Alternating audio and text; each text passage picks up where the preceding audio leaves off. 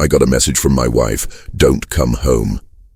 For 24 hours I lived in hell, not knowing what was happening, until I came across a truth that destroyed everything, the hidden addiction she had been hiding for years. If you've ever felt like your life changed in a second, this story is for you. Subscribe to the channel and comment below, where are you watching us from? My name is Daniel. I'm 35 years old, married for 8 years, and I've always been the kind of man who believes that love is about stability. I work in tech, a field where everything is structured, logical, predictable. That's always been my comfort zone. Systems, patterns, routines, my life, my marriage, everything was built on that foundation. Growing up, I never really learned how to express feelings. My parents weren't cruel, they just weren't emotional. In our house, silence was normal. We didn't talk about what we felt. We didn't sit around asking each other about dreams, fears, or desires. If something hurt, you got over it. If something excited you, you kept it to yourself. That was how life worked. So when I fell in love with Lara, I brought that version of love into our relationship. For me, being a good husband meant being dependable. It meant being there, providing, not cheating, and doing the right things. I didn't realize that sometimes love demands more than just showing up. It demands vulnerability, emotional presence, asking hard questions, and being willing to face uncomfortable truths. But I didn't know that then. Back then, I thought consistency was everything. I prided myself on being the kind of man who never gave my wife a reason to doubt me. I was faithful, I was stable, I paid the bills, took care of the house, and always came home after work. I never missed anniversaries. I planned vacations. I remembered the small things, her favorite flowers, the movies she liked. From the outside, we were the perfect couple. Friends would comment on how lucky we were to have such a steady relationship, and I believed them. I told myself that this was what love looked like after a few years of marriage. Less fire, more warmth, less passion, more partnership. But what I didn't see, what I didn't know how to see, was that underneath all that stability, there was a growing distance between us. A silent, almost invisible gap that widened a little more each year. Lara was beautiful, intelligent, and independent. She had her own career, her own friends, her own life. And I admired that about her, but slowly, without me realizing it, she stopped needing me emotionally. Or maybe she stopped believing that I could meet those needs. The truth is, I didn't notice because I didn't know how to look for the signs. My whole life, I had been conditioned to believe that silence meant everything was okay. That as long as there weren't any obvious problems, things were fine. So, when Lara stopped initiating conversations about her feelings, when she became more private with her phone, when she started working late more often, I didn't ask questions, I didn't push. I assumed it was just stress, or the natural evolution of a long-term relationship. Deep down, maybe I knew something wasn't right. But confronting that would mean stepping outside of my comfort zone, acknowledging that my version of love might not be enough, and that terrified me. So I stayed in my lane, focused on my work, on paying the mortgage, on planning our next trip, on keeping the system running smoothly. But Lara, she was fighting a battle I couldn't see. A hunger that I didn't recognize, because it wasn't part of my emotional vocabulary. Her need for validation, for attention, for desire, was something I never really understood. I thought that being physically faithful was the highest form of respect and love I could offer her. I didn't realize that emotional neglect, even when unintentional, can be just as damaging as betrayal. The truth is, I never once suspected that she was hiding something from me. Not because I trusted her blindly, but because I simply couldn't imagine that our marriage wasn't enough for her. We had built this life together, bought a house, made plans for the future, settled into what I thought was a good rhythm. But what I missed is that sometimes routine becomes a prison. Predictability can suffocate. And for Lara, I think that's exactly what happened. Looking back now, I can see it more clearly.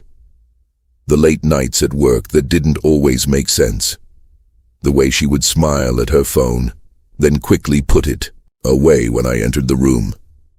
The subtle changes in how she touched me, or didn't.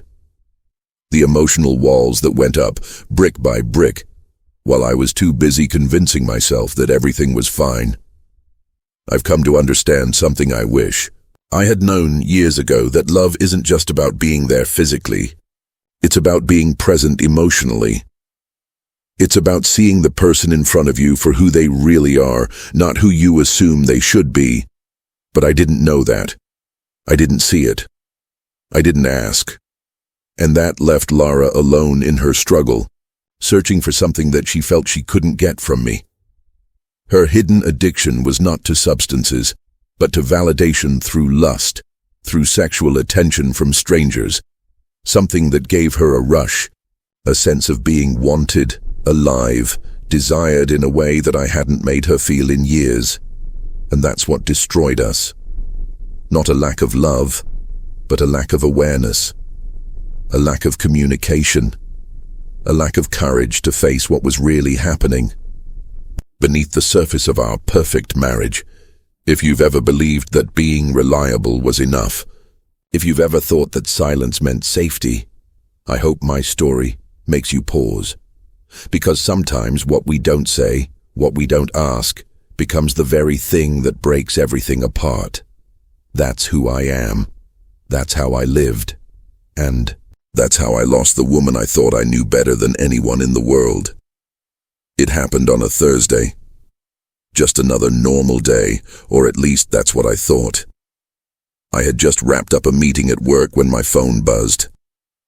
I glanced at the screen, expecting something mundane. A reminder, a message from a coworker, maybe even Lara asking what I wanted for dinner. But instead, I saw 7 words that made my stomach drop. Don't come home today, please, Daniel. At D. First, I stared at the screen, frozen as if the words didn't make sense. I read them again, slower this time, hoping they would rearrange themselves into something less terrifying. But they didn't. My heart started pounding. I immediately called her, straight to voicemail. I called again, same result. I texted, "What's going on? Are you okay?" No response. In that moment, something inside me broke loose, something primal, something I hadn't felt in years. Fear. Not the kind of fear that comes from danger you can see, but the kind that creeps up when everything familiar suddenly feels foreign. I paced my office, my mind racing through every possible scenario. Was she in danger? Had something happened to a family member? An accident? A breakdown? But then, why tell me not to come home? Why ask me to stay away? That part didn't make sense. Not if it was something innocent, not if it was just about safety or logistics. There was something else beneath those words, something she didn't want me to see. I sat down, trying to steady my breathing, but it was useless. My hands trembled as I scrolled through our recent messages looking for clues. Our last conversation was just the night before, casual, normal. She even sent me a heart emoji, nothing unusual. Nothing that suggested she was about to push me away like this. I kept thinking, maybe it's nothing. Maybe she just needs space. Maybe she's overwhelmed with work.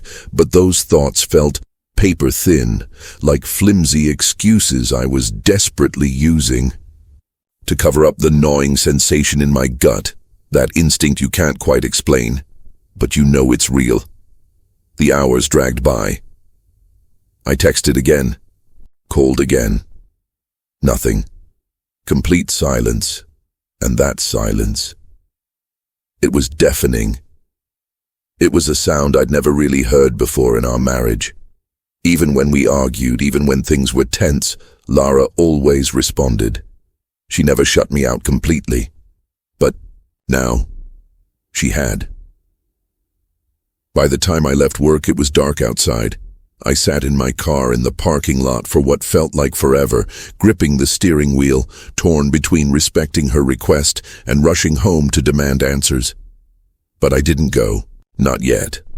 Because as much as I wanted to believe this was something minor, the truth was, I was afraid of what I might find if I went home, and that fear paralyzed me. It's strange how quickly your mind can build entire stories out of silence. In just a few hours, I imagined every possible explanation. Maybe she was having a breakdown. Maybe she was sick. Maybe she was preparing to leave me. Maybe she was with someone else. That last thought hit me like a punch to the chest, and I immediately pushed it away. No, Lara wouldn't do that. We'd been through too much together. We had history, trust, didn't we? But then again, why the message? Why the distance? Why the sudden, unexplained wall between us? I went home that night anyway. I couldn't stay away. I needed to see for myself. But when I pulled into our driveway, the house was dark. No lights on, no car in the garage. It was like she had disappeared. I walked up to the front door, keys in hand. But something stopped me. I stood there for a long time, staring at the door I'd walked through 1,000 times, now suddenly feeling like it belonged to someone else. I didn't go in. Instead, I sat on the porch in the cold night air, waiting, hoping she'd come home, call me, explain something. But the hours passed and nothing happened, and in that long, silent night, with nothing but my own spiraling thoughts for company, I realized that whatever was happening wasn't temporary. It wasn't small. Something had broken between us, and I was about to find out just how deep the fracture really was. That night was the longest of my life. I didn't go home. I couldn't. Instead, I wandered through the streets like a man, with nowhere to be. I walked aimlessly, sitting in cafes that stayed open late, nursing cups of coffee I barely tasted. I called a few friends, but I couldn't bring myself to tell them what was happening. How do you even start that conversation? Hey, my wife told me not to come home and now I'm spiraling. So I kept it all inside, replaying every moment from the past few weeks, looking for something, anything, that would make sense of this. That's when the flashbacks started coming, uninvited and sharp. Lara, always on her phone, smiling at messages I never got to read. The late nights when she said she had work meetings, but came home with that distracted, absent look. The times she locked herself in the bathroom for too long. The sudden deleted message threads I'd catch. Glimpses of when she thought I wasn't looking. I had ignored all of it. Or maybe I had chosen not to see. Because sometimes it's easier to cling to the idea of who someone used to be, rather than face who they've become. As the hours passed, the city woke up, and I still hadn't slept. The sun rose, casting that cold, indifferent light over everything, and suddenly I just knew. I had to go home. I couldn't hide from it anymore. When I pulled into the driveway, it felt like entering a place I no longer recognized. Our house, once warm, filled with laughter and shared routines, now felt like a stranger's home. I walked inside. The air was cold, still. There were signs that she had been there recently, her coat draped over the chair, a half-empty cup of coffee on the kitchen counter, the faint smell of her perfume still lingering in the hallway. But the house, it felt hollow, like whatever life had been here was already gone. I went upstairs to our bedroom. That's when I saw it, her laptop open on the desk but locked, and then her phone just lying there on the bed as if she'd left it behind in a hurry. I stood there for what felt like an eternity, staring at it. It felt wrong to touch it, but it also felt impossible not to. Then a notification popped up, a message preview. My chest tightened. Without thinking, I picked up the phone. The screen was unlocked, and what I saw next, it shattered everything. Messages, Explicit, vulgar, intimate, from men I didn't know, from dozens of them. Threads going back months, even years. Photos, videos, group chats, profiles on dating apps I'd never even heard of. My hands started shaking so badly I had to sit down on the bed. It wasn't just flirtation. It wasn't just fantasy. It was a whole other life. A life she had built in secret, behind my back, while I sat across from her at dinner, while we went on vacations, while we made plans for the future. Every word, every image was like a knife, cutting deeper and deeper into the version of my marriage I thought was real. And then I heard it, the sound of keys in the door. I froze. A moment later, Lara walked in, setting down her purse and pulling off her jacket before she even noticed me sitting there in the bedroom. When she did, her eyes widened, her whole body stiffened. "Daniel," she whispered, her voice breaking. I held up the phone, my hand still trembling. "What is this?" She didn't answer right away. For a second I thought she might try to lie, to spin some story to gaslight me into thinking I was overreacting, but then she just crumbled. Right there, in the doorway, she sank to the floor and started sobbing. I didn't move. I couldn't. I was frozen between rage, heartbreak, and something I couldn't even name. Through her tears, she finally said it. I'm addicted." I stared at her, unable to process. "Addicted to what?" I asked, though deep down I already knew. She wiped her face, struggling to breathe. To sex, to attention, to feeling wanted. I don't even know when it started. It became a part of me. Her words hung in the air like smoke, suffocating, inescapable. She went on to tell me everything, how, for the past 2 years, she had been living a double life, hooking up with strangers, sexting, creating fake profiles on apps I didn't even know existed, all while I sat in the same house with her, believing we were okay, believing that our quiet dinners, our weekend, movie nights, the way she kissed me before leaving for work, all of it meant we were solid. But in reality, she was slipping further and further away, feeding this hidden addiction in secret.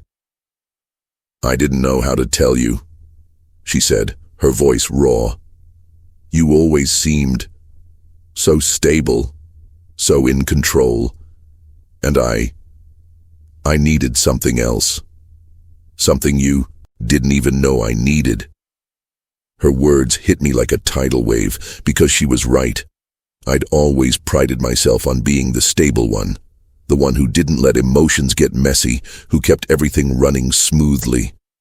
But in doing that, I never realized how much she was craving something else entirely. Attention, desire, validation, from anyone and everyone but me. We sat there in silence for what felt like forever. Two people who once promised forever to each other, now strangers divided by secrets and unmet needs. And in that moment, I realized something I never wanted to face. The person I loved most had been hurting in a way I never saw. And I had been too blind, too comfortable to ask the right questions, too afraid to face the truth that now sat exposed between us, raw and undeniable. Our marriage wasn't what I thought it was, and I wasn't sure if it ever had been. And then, she screamed it. I couldn't stop. It was like I needed to feel desired all the time.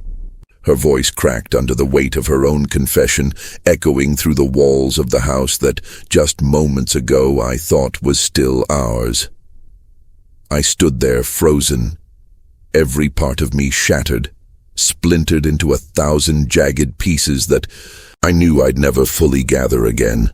It wasn't just the words, it was the way she said them, with this raw, desperate energy, as if the truth had been locked inside her for so long that it could only come out through a scream. And that scream, it ripped through me.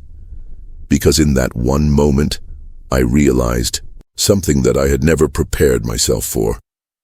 This wasn't just betrayal. It wasn't just about the pictures or the messages or the bodies she had given herself to. It was something deeper, something darker. It was a need, a compulsion, an addiction.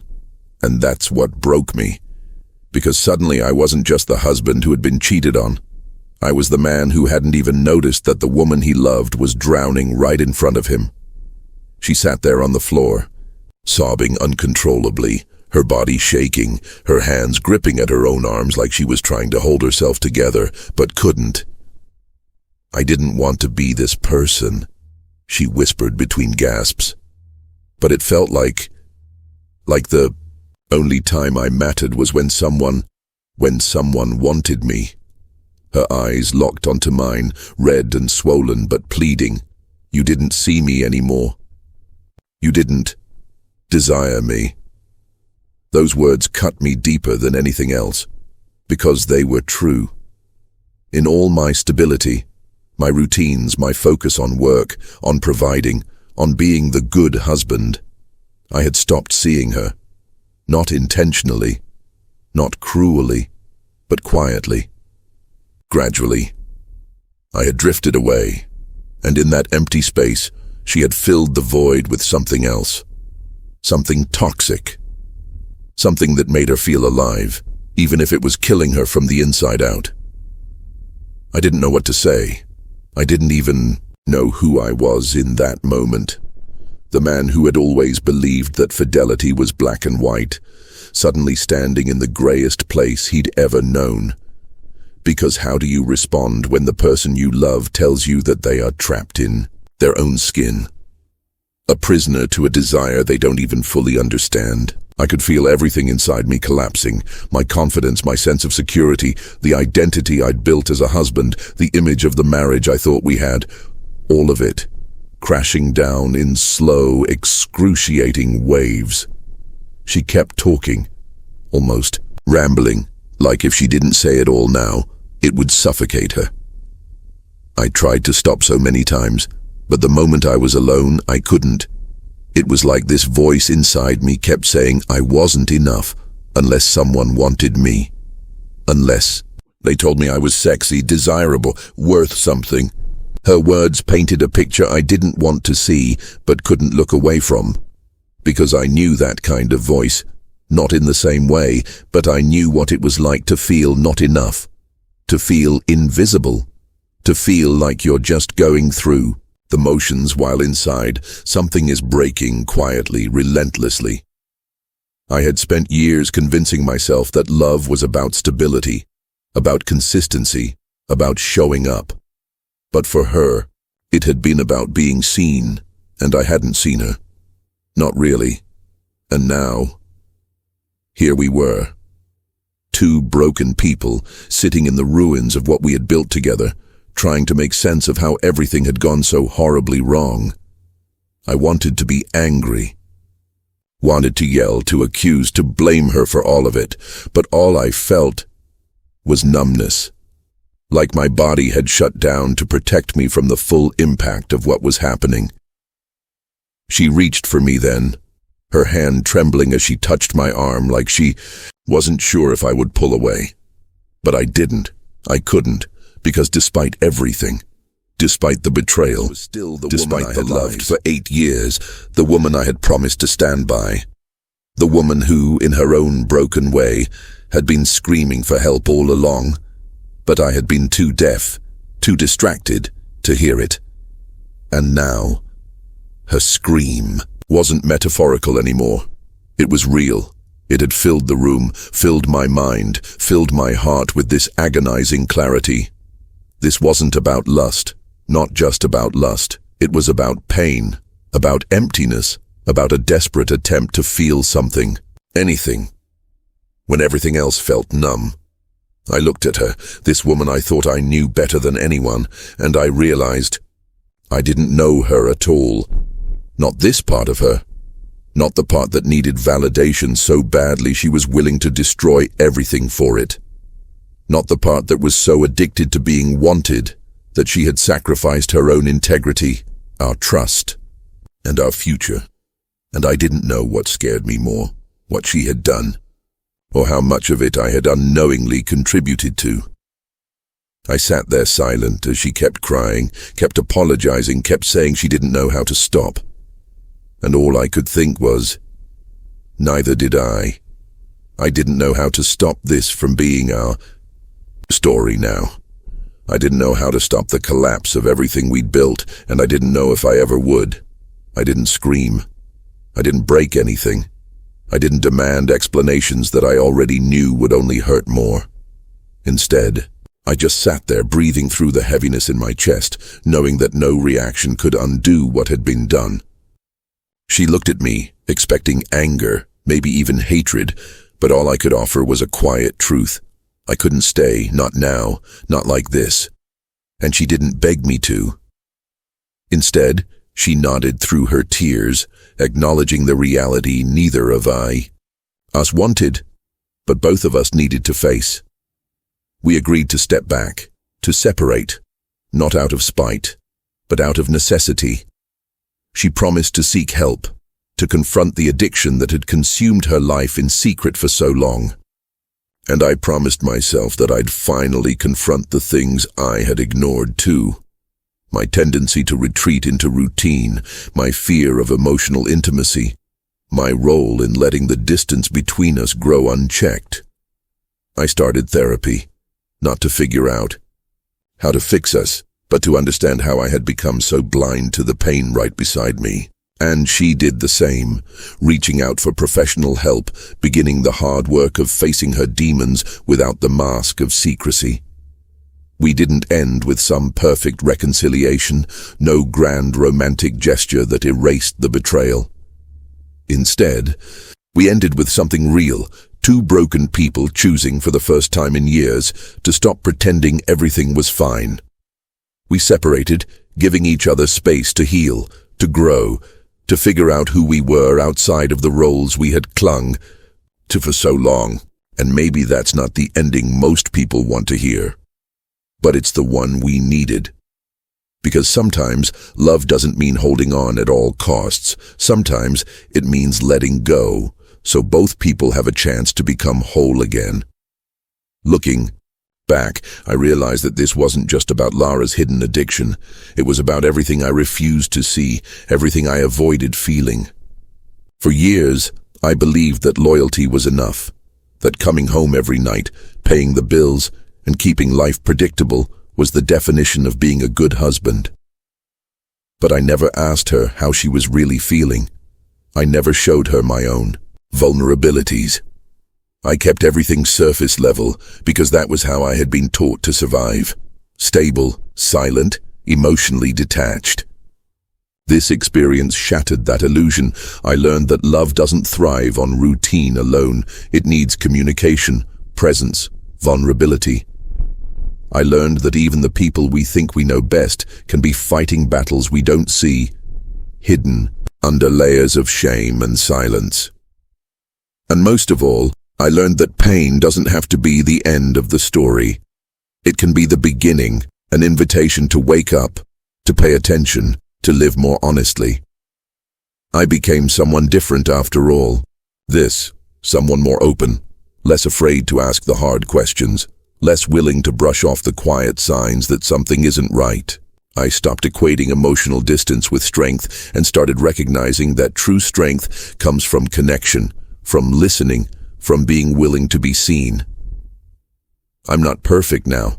I still struggle sometimes to break old habits, but I'm no longer the man who thought love was about keeping everything in order. I'm the man who knows that love is messy, complicated, and requires constant, courageous attention.